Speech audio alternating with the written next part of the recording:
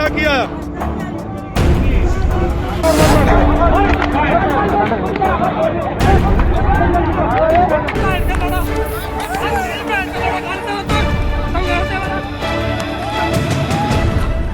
नमस्कार, आदाब, बहुत बहुत स्वागत है आपका मेरे YouTube चैनल पर। मैं हूं आपके साथ बुशरा खानम फहाद। पिछले 9 महीने से हमारे देश का अन्नदाता, हमारे किसान दिल्ली के अलग अलग बॉर्डर्स पर अपनी फसल और अपनी नस्ल को बचाने के लिए जद्दोजहद कर रहे हैं, आंदोलन कर रहे हैं।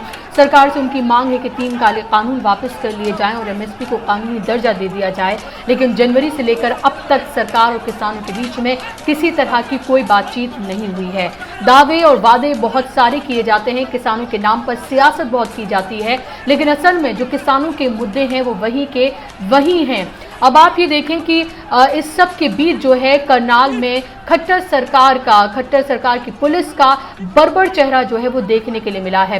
करनाल में जो किसान हैं वो प्रदर्शन कर रहे थे शांतिपूर्ण तरीके से। किसानों का ये कहना है काले झंडे सिर्फ वो दिखा रहे थे क्योंकि आज खट्टर सरकार का जो है वहां पर एक प्रोग्राम था जहां पर मनोहर लाल खट्टर, उसके साथ ही उनके ज्यादातर MLAs MPs भी जो है वो उस प्रोग्राम में शिरकत कर रहे थे।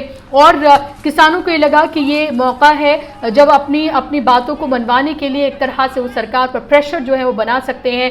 काले झंडे उन्होंने दिखाए, कुछ शायद नेताओं का उन्होंने रास्ता भी रोका, लेकिन उस सब के बीच जो है जो पुलिस का रवैया, हरियाणा पुलिस का जो रवैया किसानों के प्रति देखने को मिला है वो बेहद हैरान करने वाला है। सवाल खड़े करता है कि क्या अपने ही देश के किसानों के साथ कोई दुश्मनों जैसा रवैया कैसे इख्तियार कर सकता है। आप ये देखिए कि इस तरह से लाठियां और डंडे उनके ऊपर भांजे जा रहे थे कि मानो वो देश के किसान नहीं बल्कि देश के दुश्मन हो।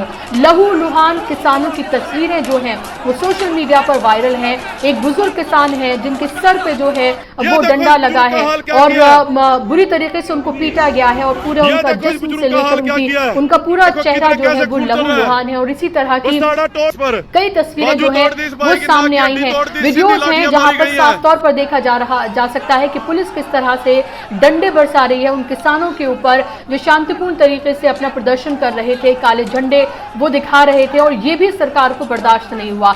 एक तरफ तो आप ये देखें कि किसानों के नाम पर सियासत की जाती है, बड़े बड़े वादे किए जाते हैं कि उनके अकाउंट में इतना पैसा जो है ट्रांसफर कर दिया गया है या फिर उनकी आय जो है वो 2022 तक जो है वो दुगनी कर दी जाएगी, ये दावा किया जाता है खुद हमारे प्रधानमंत्री की तरफ से। और दूसरी तरफ आप ये देखें कि वही किसान जो हैं अपनी मांगों को लेकर किस तरह से 9 महीने से दिल्ली के बॉर्डर्स पर जो है बैठे हुए हैं। सारे मौसम उन्होंने यहीं पर निकाल दिए, तपती गर्मी, कड़कड़ाती ठंड, बारिश, आंधी तूफान सब उन्होंने यहीं पर गुजार दिए। वहां मासूम बच्चे, बुजुर्ग, महिलाएं सब वहां पर हैं, लेकिन जो गूंगी और बहरी हो चुकी जो सरकार है उनके ऊपर इसका कोई फर्क नहीं पड़ता है। और अब आप ये देखें कि हरियाणा के करनाल में किस तरह से ये बर्बर चेहरा जो है वो देखने के लिए मिला है पुलिस का। और वहां पर आप ये देखें कि एक और बात कि जो ड्यूटी मजिस्ट्रेट हैं वो किस तरह से, जो पुलिस ऑफिसर्स हैं उनको किस तरह से और पुलिस वालों को किस तरह से इंस्ट्रक्शंस दे रहे हैं वो भी आप सुनिए। वो साफ तौर पर कहते हुए नजर आ रहे हैं कि कोई भी एक बंदा जो है यानी कि एक भी किसान ये बैरिकेडिंग जो है वो क्रॉस ना कर ले, और अगर वो क्रॉस करने की कोशिश करे तो किस तरह से उनके ऊपर डंडे बरसाए जाएं और क्या किस तरह का सलूक उनके साथ किया जाए, आप सुनिए।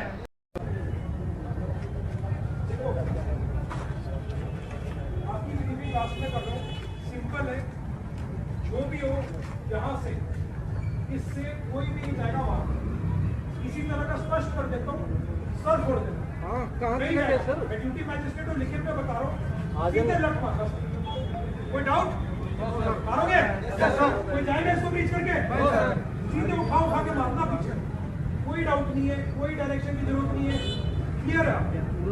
ये नाका किसी भी हालत में हम रीच नहीं होने देंगे। हमारे पास पर्याप्त फोर्स पीछे है, 100 की फोर्स पीछे यहाँ पे आपको खड़ा रखा है शुरू में, जिस समय कोई इशू नहीं है। मारोगे ना लट? ठीक है, क्लियर है? हेलमेट पहन लो, ये और मेरे को एकदम अलर्ट लेकर बैठे मिलना यहाँ पे, ठीक है? हम पूरी रात नहीं सोए यार, 2 दिन से ड्यूटी कर रहे हैं। आप तो सो के आए हो थोड़ा, कोई बात नहीं, अभी खींचना अभी अपने 6 घंटे, ठीक है? क्लियर है? यहाँ से एक बंदा नहीं जाना चाहिए यार, मेरे पास आए नहीं यार, और अगर गया ना तो उसका सर फुटा होना चाहिए किसी का। ठीक है, क्लियर है ना आपको? यस सर, ठीक है। तो आपने सुना ये एसडीएम साहब कह रहे हैं और किस तरह के इंस्ट्रक्शंस जो हैं वो दिए जा रहे हैं सिर्फ इस वजह से कि किसान अपना शांतिपूर्ण तरीके से जो है वो प्रदर्शन वहां पर कर रहे थे। जो अलग अलग टोल प्लाजा हैं वहां पर उन्होंने प्रदर्शन किया है ताकि सरकार को वो अपनी ताकत भी दिखा सकें कि इतने दिनों से जो बैठे हुए हैं वो सरकार जिसको उन्होंने खुद चुनकर भेजा। और आप ये देखिए कि राकेश टिकैत भी कई बार ये कह चुके हैं कि 2014 में, 2017 में यानी कि उत्तर प्रदेश में, और 2019 में यानी कि एक बार फिर से जब इलेक्शन हुए थे लोकसभा के, तब वहां के लोगों ने सिर्फ और सिर्फ बीजेपी को वोट किया था। और आज जब वही लोग उसी सरकार से जिसको उन्होंने चुना उससे अपनी मांगों को लेकर यहाँ पर बैठे हुए हैं, तो उन्हीं को कभी आतंकवादी, तो कभी उनको देशद्रोही, तो कभी उनको पाकिस्तानी, खालिस्तानी, आईएसआई एजेंट और न जाने किन किन नामों से उनको जो है वो पुकारा जा रहा है, उनको पूरी तरीके से बदनाम किया जा रहा है।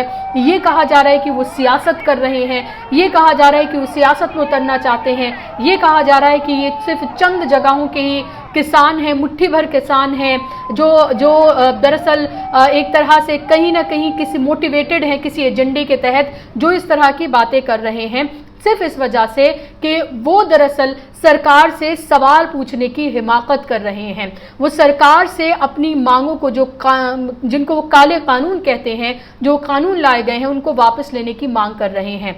आप ये देखिए कि वही जिन किसानों के लिए सरकार ये कह रही है कि उन्हीं के फायदे के लिए ये दरअसल लाए गए हैं तमाम कानून, वही किसान इसको वापस लेने के लिए 9 महीने से सड़कों पर बैठे हुए हैं, लेकिन सरकार को इसको लेकर कोई फर्क नहीं पड़ता है। और अब करनाल में आप देखिए किस तरह से किया गया है। और उसके बाद अब ये भी किसानों की तरफ से ऐलान किया गया है कि मुजफ्फरनगर में 5 सितंबर को अब तक की सबसे बड़ी महापंचायत वहां पर की जाएगी। उत्तर प्रदेश में इलेक्शन है, 6 से 7 महीने का ही सिर्फ वक्त बचा है उत्तर प्रदेश के इलेक्शन में, और ऐसे में किसानों को ये लगता है कि यही वो मौका है जब दरअसल सरकार को घुटनों पर लाया जा सकता है अपनी मांगों को मनवाने के लिए। और इससे पहले महापंचायत हुई है, लेकिन ये कहा जा रहा है, दावा किया जा रहा है कि अब तक की सबसे बड़ी महापंचायत होने के लिए जा रही है उत्तर प्रदेश में। और अब देखना ये होगा कि क्या आगे आने वाले वक्त में वाकई में जो सोई हुई सरकार है वो किसानों के इन मुद्दों पर जागती है या फिर नहीं। आप गोदी मीडिया को भी अब देखिए, ये अभी शिखर सम्मेलन जो है एक चैनल की तरफ से किया गया है, उस चैनल की जो बहुत बड़ी पत्रकार हैं वो राकेश टिकैत को बिठाकर इस तरह से वो सवाल पूछ रही थी, जिस तरह से, जिस सख्ती से उन्हें दरअसल सरकार के नुमाइंदों से सवाल पूछने चाहिए कि भाई हमारे किसान जो हैं वो 9 महीने से यहाँ बैठे हुए हैं, सरकार इनकी क्यों नहीं सुनती है, इनसे बात क्यों नहीं करती है। वो ऐसे सवाल, और उनकी तमाम पत्रकारिता जो है वो सिर्फ और सिर्फ तब निकलकर सामने आई जब सामने सरकार के नुमाइंदे नहीं बल्कि किसान का नुमाइंदा जो है वो बैठा हुआ था।